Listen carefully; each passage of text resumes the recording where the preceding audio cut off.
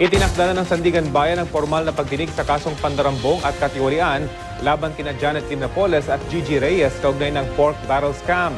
May ulat on the spot si Bernadette Reyes. Bernadette?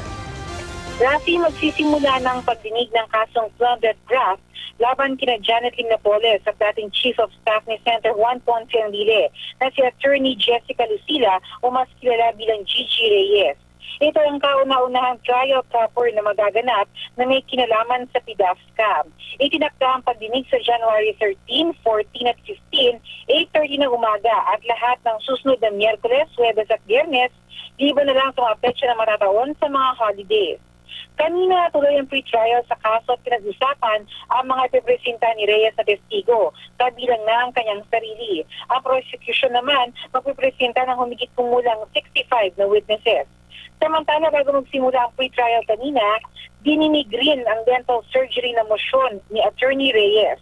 Ayon sa BJMP dentist na si Senior Inspector Analisa Cabras, kailangan ng dental x-ray para matukoy ang kondisyon ng ngipin ni Reyes.